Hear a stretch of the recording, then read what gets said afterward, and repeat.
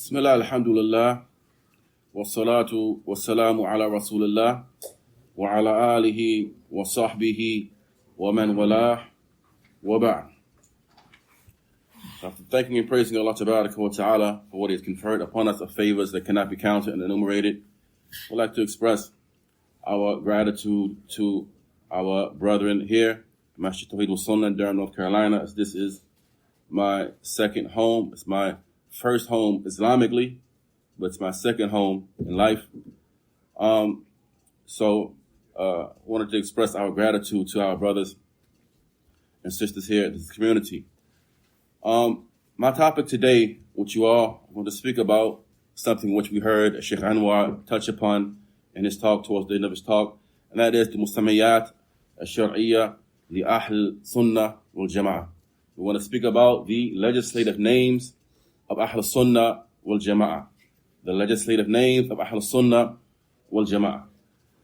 The Arabs, they say Ahlus Shay, the people of a thing. The Ahl of a thing, they are a khas an-nas bih. They are the most specific of the people to that thing. The people of something are the most specific of the people to that thing which they are the people of. So we say, for example, Ahlul Rajul, the people of a man, meaning his family, his wife, his children, they are his Ahl, they are his family. We say Ahlul Bayt, the people of a household, meaning those who live inside of that particular Bayt. We say Ahlul Islam, they are those who yadinu bihi, they take that as their religion. They take Islam as their religion. We see Ahlul Madhab, for example, the people of a particular Madhab, those who traverse upon that Madhab and that methodology, taking that as their path and their religion. And this is because they are the most specific of the people to that thing. So when we say Ahlus Sunnah, we're speaking about those who are the most specific of the people in relation to the Sunnah and the adherence to it, and to them clinging to it and following and holding fast to that in statements and actions and creed or belief. This term Ahlus Sunnah, over the years, we find that it came to be a legislative terminology. Ahlus Sunnah over time came to be a legislative terminology, and historically it bore two meanings. Historically, the term Ahlus Sunnah, it bore two meanings. The first meaning is that of a general meaning. It was a general meaning. And what entered into that is all of those who ascribe to Islam, with the exception of the Shia. In general, it referred to all of those who ascribe to Islam, with the exception of Rafidah, the Shia. And the more specific meaning, and this is the second meaning that it bore, the more specific meaning, it is more restricted and tighter than that. It is those people who are the people of the pure Sunnah. The people of the pure Sunnah that has been purified from bid'ah, and by way of this more specific meaning, then those who go outside of that are all of Ahlul Bid'ah. All of Ahlul Bid'ah go outside of that term, Ahlul Sunnah. Whether it be Shia or Sufiya or other than them from the people of desires and innovation. Khawarij, Jahmiyyah, Murji'ah, all of them exit and go outside of this term, or the meaning of the term, Ahlul Sunnah. And it is by way of the second, more specific definition that Shaykh al-Islam Ibn Taymiyyah, he mentioned, لفظ أهل السنة يراد به من أثبت خلافة الثلاثة. The Ahl Sunnah, it refers to those who affirm the khilafah of the first three, meaning Abu Bakr, Umar, and Uthman. Because the Rafidah, they don't. So Ahl Sunnah, it bears the meaning of those who affirm the khilafah of those three. And what enters into that is all of the groups, with the exception of Rafidah. وَقَدْ يُرَادُ بِهِ. And this is the first meaning. Now he goes into the second meaning, the more specific meaning. وَقَدْ يُرَادُ بِهِ أَهْلُ الْحَدِيثِ وَالسُّنَّةِ الْمَحْضَةِ. He says, and what is intended by it as well is the people of Hadith. The people of Hadith and the pure Sunnah. فَلَا يَدْخُلُ فِيهِ إِلَّا. So no one enters into that term except those who affirm the sifat of Allah wa ta'ala, and they say that the Quran is not created, and that Allah wa ta'ala will be seen in the hereafter, and they affirm the divine decree, and other than that, from the well-known affairs with Ahl Hadith and Sunnah. Intaha kalamahu alayhi rahmatullah. So we see Shaykh al-Islam Ibn Taymiyyah alayhi rahmatullah clarifying the general meaning that we mentioned, as well as the specific and more restricted meaning, which would exclude, by way of that, all of Ahl Bid'ah. Now, so therefore Ahl Sunnah, they are the companions of the Messenger of Allah sallallahu alayhi wasallam. Why? Because they took from him directly the usul of the creed of the religion, just as they took from him directly all of their affairs of ibadah and worship. So therefore they are the most knowledgeable of the people regarding the sunnah of the Prophet ﷺ, and they are those who follow it the most.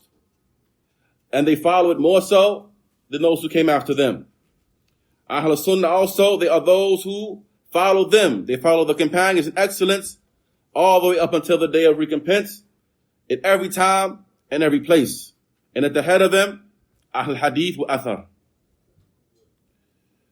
So since this term, it bears this meaning, Ahl Sunnah wal-Jama'ah, it bears this praiseworthy meaning, you find that many of the groups throughout history tried to claim it for themselves.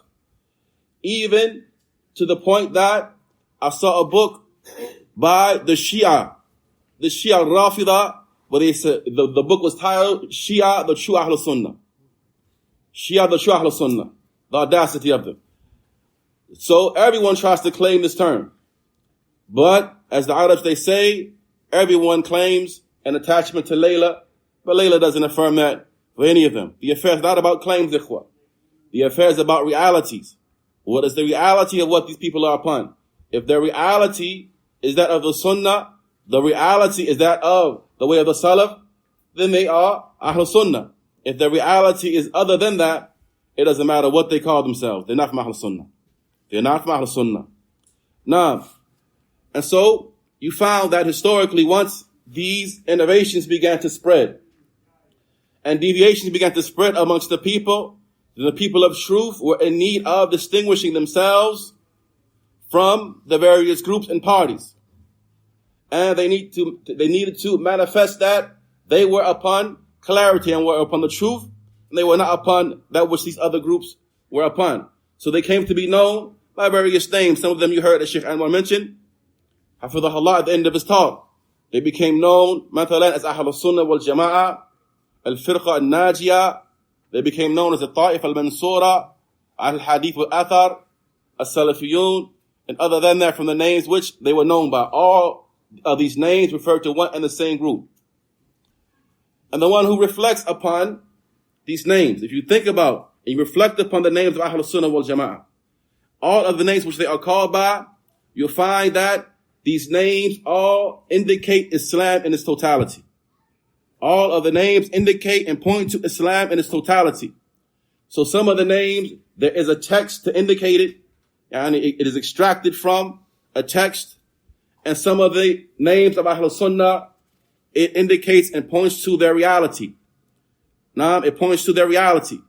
And that their reality, it is in opposition to the reality of the various groups of deviation and bid'ah. For the groups of deviation and bid'ah, if you look at their names, then their names either go back to an individual, like who? The Jahmiyyah. The Jahmiyyah is an ascription to who? Jahm ibn Safwan.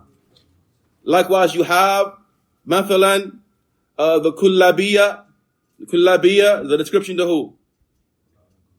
Muhammad ibn Kullab. You have, mathalan, the Karramiyah, an ascription to who? The Karramiyah, Muhammad ibn Karram. The Ash'ariyah, an ascription to who? Abu al-Hasan al-Ash'ari. You have the Zaydiyah, an ascription to who? Huh?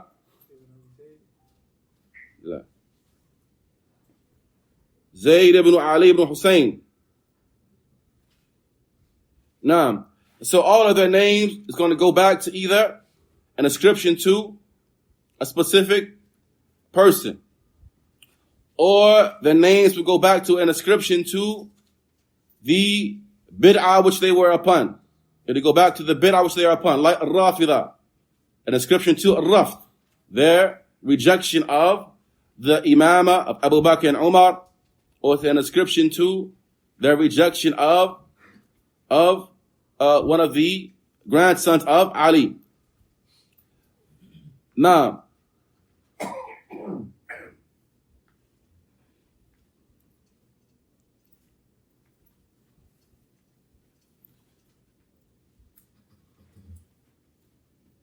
you have مثلا the Nawasib, al-Nasiba, an ascription to what? An ascription to al-Nasiba, al-Nawasib. This is an ascription to the bid'ah of al-Nasab, or standing in opposition to the household of the Messenger of Allah alayhi wasallam. Al-Rafida, they refer to al-Sunnah as al-Nasiba or Nawasib.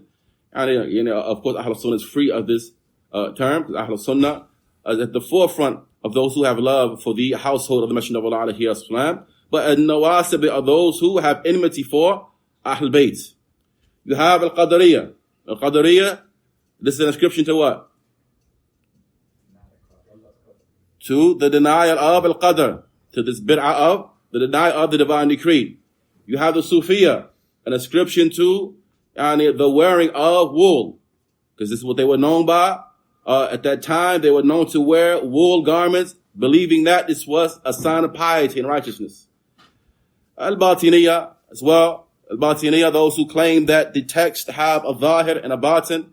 They have the legislative text, kitab and sunnah, that has an outward meaning, then it has a hidden meaning that only the elite know. The Murji'ah, an inscription to the bid'ah of irja', of removing actions from the definition of iman. Or you have their name that indicates the reason for their departure from the main body of the Muslims. Like al-Khawarij, like the Khawarij, an inscription to them departing from the main body of the Muslims. Likewise, the group known as al-Mu'tazila, it's an inscription to al-I'tizal, and the withdrawal of their figurehead Wasil ibn Ata from the gathering of Hasan al-Basri. But the names of Ahlus Sunnah are different. The names of Ahlus Sunnah are different. And the difference between these names and the names of Ahlus Sunnah were pointed out in some of the speech of Sheikh Bakr Abu Zayd. He mentions that when these groups appeared that differed from Ahlus Sunnah wal-Jama'ah, then you found that names emerged that distinguished the Sunnah and the Jama'ah of the Muslims from the various groups. And these names negated deviation, and these names negated the following of ahwa. He says, whether these names are affirmed by way of a legislative text, such as the term al-Jama'ah, it comes in a hadith, they are the Jama'ah, or al-Firqa al-Najiyah, or al-Ta'if al-Mansura, or their names may be something which indicates their balance and their equity and following of the Sunnah in the face of Ahl Bid'ah. And due to this, you find that they had a strong connection to those who came before them. So they were referred to as Salaf, or the Salafis, Ahl Hadith, Ahl Athar, Ahl Sunnah, wal-Jama'ah. And all of these names differ from the names of Ahl Bid'ah and deviation from a number of perspectives. I'm going to mention these points. So take these points, inshallah ta'ala. The first way that the names of Ahl Sunnah differs from the names of Ahl Bid'ah and deviation is that the names of Ahl Sunnah did not separate them from the Ummah of al-Islam. The names of Ahl Sunnah is not something that will separate them from the Ummah of al-Islam, from its inception all the way up to this time in which we live, upon the methodology of prophethood. So those names, are names that will include and encompass all of the Muslims in general. Now,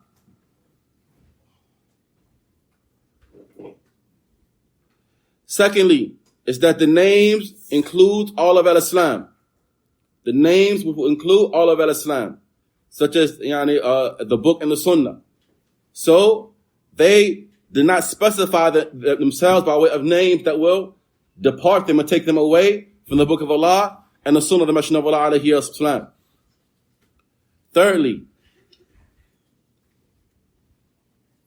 is that amongst the names of Ahlus Sunnah are those names which are affirmed by way of the authentic Sunnah, and from them there are names that were not given to them except to oppose the people of bid'ah.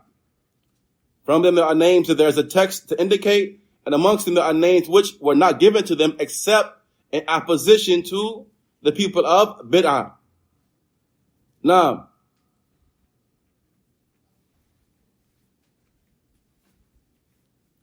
and so when you found that innovation began to spread, for example, when innovation began to spread, and what is the opposite of innovation? What is the opposite of bid'ah? So when innovation began to spread, they became known as Ahlus Sunnah. They became known as Ahlus Sunnah. When people began to rule and judge by opinions, they came to be known by Ahl Hadith, Ahl Athar, because they ruled and judged by the Hadith and the Athar, not by opinions. Now, when people began to depart from what the Salaf were upon, then Ahlus Sunnah attached themselves to the Salaf, and they came to be known as Salafis. They came to be known as Ahl Hadith, Ahlus Sunnah, wal-Jama'ah, and so on. Fourthly, that when you look at the names of Ahlus Sunnah wal-Jama'ah, you find that their wala, their bara, their love, and their hatred is not for a single individual, as evidenced by their names. But their love, their hatred, their wala, and their bara is based upon nothing but the book and the Sunnah. It's based upon nothing but the book and the Sunnah, and not an individual. Fifthly, the fifth point, the fifth difference between the names of Ahlus Sunnah and the names of Ahlul Bid'ah is that the names of Ahlus Sunnah do not call them to have fanaticism for an individual or a particular place or a particular opinion. Sixth, that these names in and of themselves are not names which will lead to bid'ah. The names will not lead to bid'ah, nor to sin, nor to fanaticism for a specific person, nor a particular slogan. So now we're going to look at and examine some of these names. Firstly, the first name is that of Ahlus Sunnah wal-Jama'ah. Ahlus Sunnah wal-Jama'ah. And of course, this title, this term is well known. And Ahlus Sunnah, they are known by way of this due to their connection to the Sunnah. So we say Ahlus Sunnah wal-Jama'ah. People of Sunnah and the main body, or the people of Sunnah and unity and togetherness.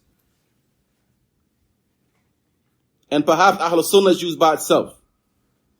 And perhaps we may also hear al-Jama'ah, the people of the Jama'ah.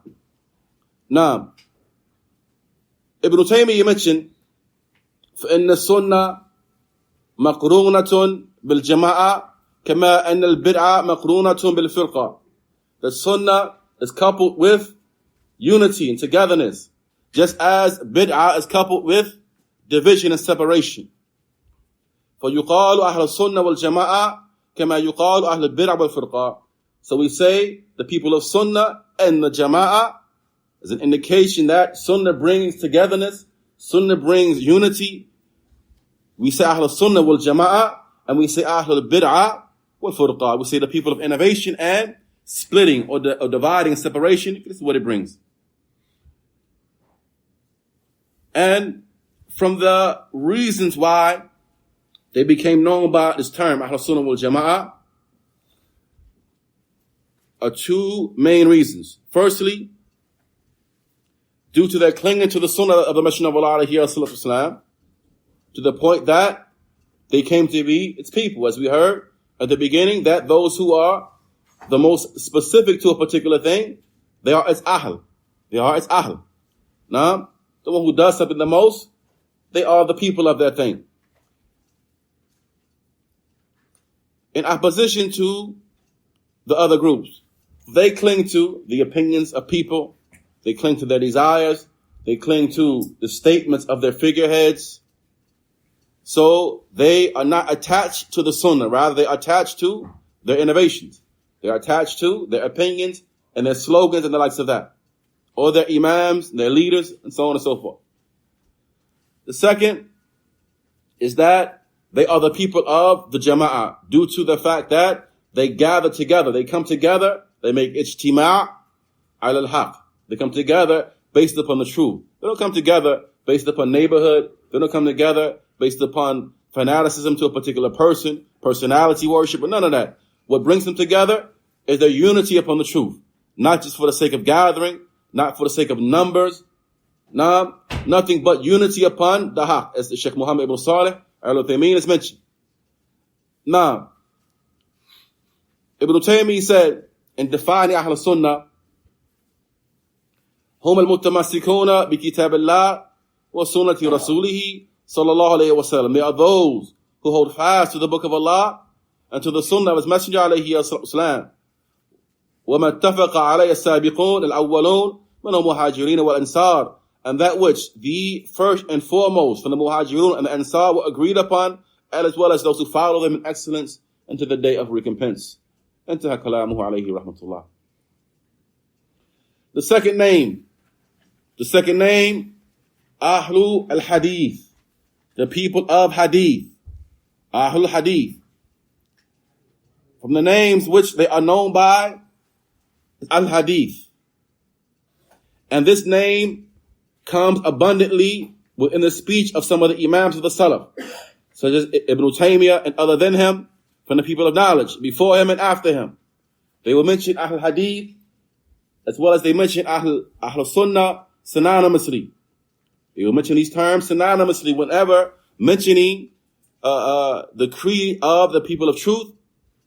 They would mention these two terms interchangeably. So you have, mathalan, the great Imam al-Sabuni, Abu Uthman al-Sabuni. What's his book of Aqidah called? Imam Abu Uthman al-Sabuni. Creed of the Salaf, Ashab al-Hadith. The creed of the Salaf, Aqidah al-Salaf, Ashab al-Hadith. He mentioned inside of his book, Inna Ashab al-Hadith, المتمسكين بكتاب والسنة حفظ الله أحياءهم ورحم أمواتهم يشهدون لله تعالى بالوحدانية وللرسول بالرسالة والنبوة. He said that the people of Hadith, those who hold fast to the book and the Sunnah, may Allah preserve the living amongst them and have mercy upon the dead. They testify for Allah Ta'ala as having wahdaniyah, as having oneness. And they testify for the Messenger alayhi as having prophethood and messengership. Up until the point where he said, وَقَدْ أَعَاذَ اللَّهَ أَهْلَ السُّنَّةِ مِنَ التَّحْرِيفِ وَالتَّكْيِيفِ وَالتَّشْبِيهِ وَمَنَّ عَلَيْهِمْ بِالتَّعْرِيفِ وَالتَّفْهِيمِ. He said, and Allah Tabaraka wa Ta'ala, He protected the people of Sunnah from a tahrif. Tahrif is distorting the meanings of the sifat of Allah Tabaraka wa Ta'ala, or questioning or delving into the howness of them, or a tashbih, likening them to the attributes of the creation. And He favored them and blessed them with a ta'rif wa tafhim, with proper knowledge and understanding of the affair. So we see him inside of the short passage. At the beginning of it, he referred to them as Ahlu al-Hadith. And at its end, he said Ahlu Sunnah. Showing how the people of the Salaf, they would use these terms interchangeably. Ibn Taymiyyah, he mentioned, Madhhab al-Salaf, Ahl Hadith, Sunnah, wal-Jama'ah. He said the madhhab of the Salaf, the people of Hadith, Sunnah, and Jama'ah. Now, so what is intended by Ahl Hadith in the books of creed of Salaf is Ahl Sunnah. Is Ahl Sunnah wal Jama'ah. Ibn Taymiyyah likewise said, وَنَحْنُ لَا نَعْنِي بِأَهْلِ الْحَدِيثِ الْمُقْتَصِرِينَ عَلَى سِمَاعِهِ. He said, we don't intend, when we say the term Ahl Hadith, we don't intend those who just listen to narrations. He says, or those who simply write the narration and report them. Rather, we intend by way of them all of those who have the most right to this term, due to their preservation of it, and their knowledge of it, and their understanding of it, outwardly and inwardly, and their following that, outwardly and inwardly, likewise the people of the Quran. The third name that we're going to look at is that of Al-Athariyya or Ahlul Athar. al-Athariya or Ahlu al-Athar, the people of the narrations. This term is likewise utilized much within the speech of the people of knowledge. And they intend by way of that the people of Sunnah and Hadith. Ibn Abi Hatim al-Razi, he mentioned, as part of the creed of the two Razi Imams. He said, مذهبنا واختيارنا اتباع رسول الله صلى الله عليه وسلم وأصحابه والتابعين والتمسك بمذهب أهل الأثر مثل أبي عبد الله أحمد ibn Hanbal. He said, our madhab, and that which we choose for ourselves is to follow the Messenger of Allah and his companions and the tabi'een, and to hold fast to the madhab of Ahlul Athar. Hold fast to the madhab of Ahlul Athar, such as, he mentioned amongst them, Abu Abdullah Ahmad ibn Hanbal. Now, he said in another place in the same book, وَعَلَامَةُ أَهْلِ الْبِرْعَ الْوَقِيعَ فِي أَهْلِ الْأَثَرِ, the sign of the people of innovation, and this goes all the way back to the time of the Salaf, that the alama, the sign of the people of innovation is revilement of Ahlul Athar. You see, the Messenger of Allah والسلام, at least they had enough sense to use terms that were actually insulting. At least they had enough sense to use terms like sahir, kadhab, terms that were actually demeaning and insulting. But these people today, they take terms which are not at their asl insulting, and they turn them into insulting terms. So they call you a Wahhabi. Okay. This term is not really insulting to begin with, but you want to use it as an insult. Okay. They call you Madkhali. They call you all types of names which they call you as a means of revilement and belittlement. Now, this is the sign of the people of Bid'ah, that they revile Ahl Athar. And the sign of the Zanadiqa, Tasmiyatuhum Ahlus Sunnah Hashawi. The sign of the heretics is them referring to Ahlus Sunnah as worthless ones, Hashawiyah. The sign of the Qadariyah is them referring to Ahl Athar. You see them going back and forth. Ahl Athar, Ahl Sunnah. Ahl Athar, Ahl Sunnah. The sign of the Qadariyah is them calling Ahl Athar Mujbira, people who hold to Jabr, hold that the mankind are forced and compelled to do what they say and what they do, which we don't even believe that. The sign of the Murji'ah is them referring to Ahl Sunnah, again going back and forth, as Mukhalifa. They call them Mukhalifa and they call them Nuqsaniyah. Why do they call them Nuqsaniyah? Why do they call Ahl Sunnah Nuqsaniyah? We're speaking about the Murji'ah. Who knows? They call Ahl Sunnah Nuqsaniyah.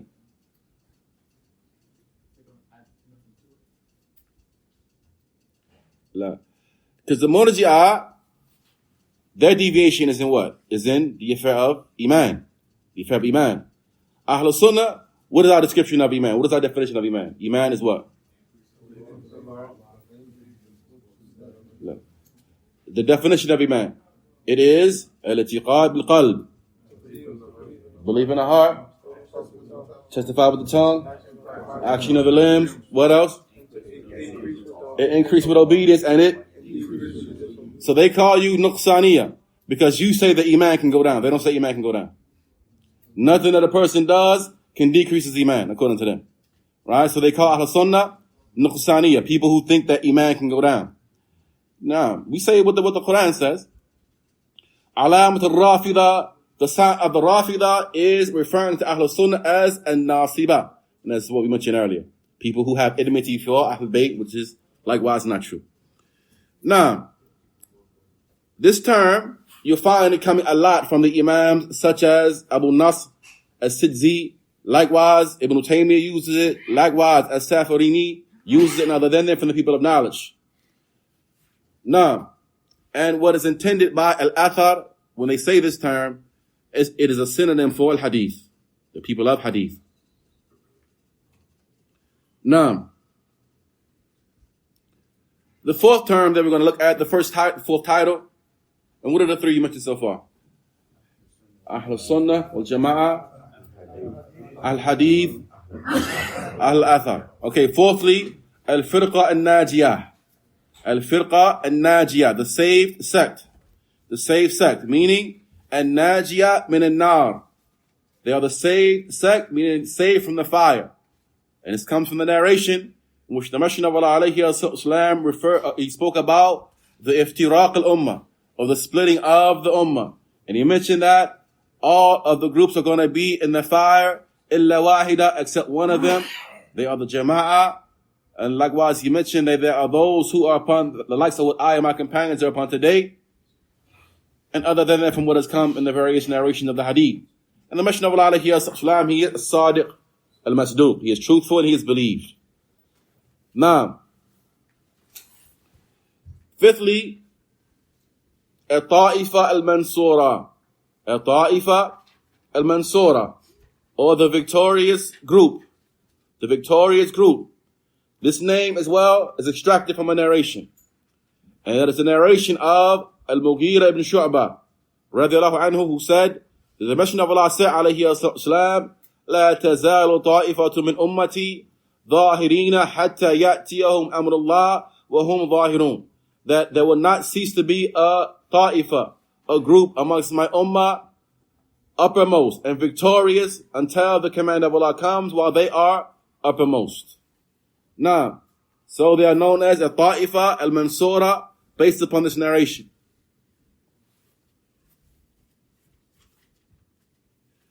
The sixth and final term that we're going to look at is as-Salafiyya or as-Salafiyun. As-Salafiyya or as-Salafiyun. An description, of course, to the Salaf. And the Salaf are the predecessors, of course. Now, and it is surprising in this day and time that people still have a problem with this term. Although some are deceptively using it, saying they're Salafi when they're not. Again, it's not about claims, it's about realities and what the people really are upon.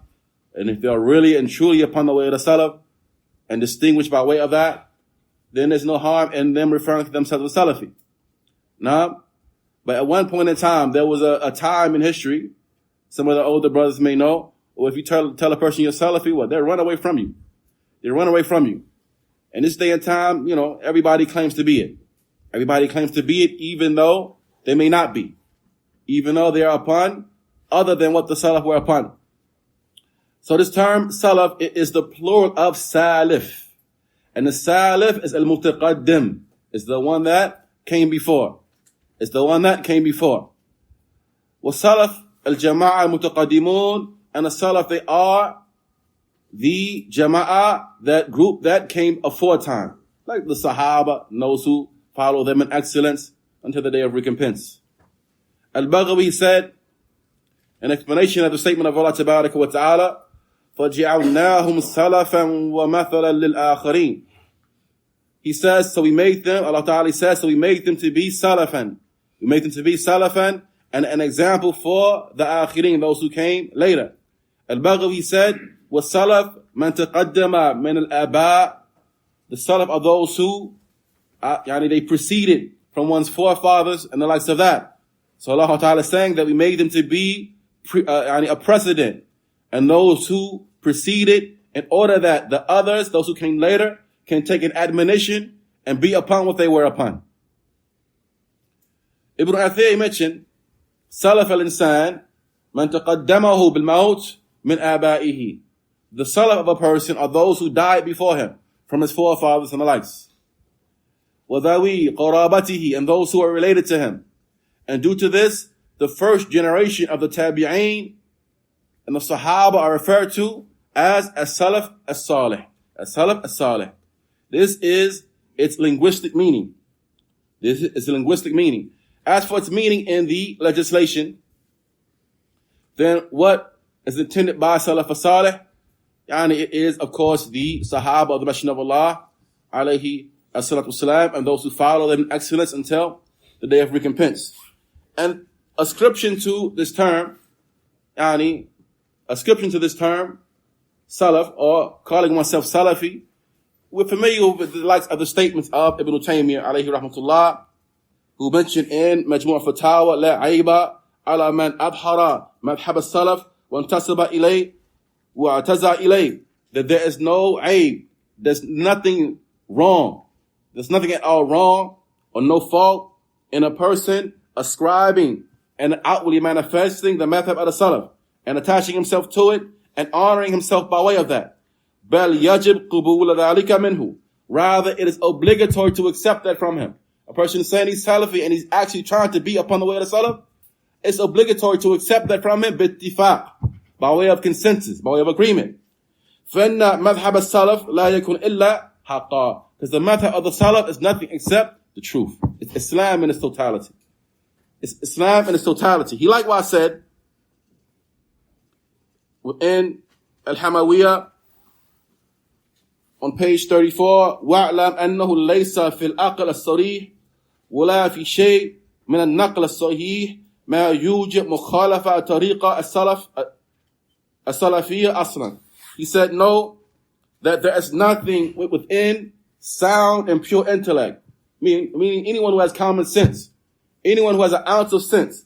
There's nothing within sound and upright intellect, nor any authentic narration or text, anything that would necessitate opposing the way of the Salaf. No asl for it whatsoever. So we see the likes of the statements of this individual in South Carolina who said he challenges anybody, scholar or otherwise, to prove that it is anything but a bid'ah to call yourself Salafi. We say that that statement is the bid'ah. That statement is the bid'ah.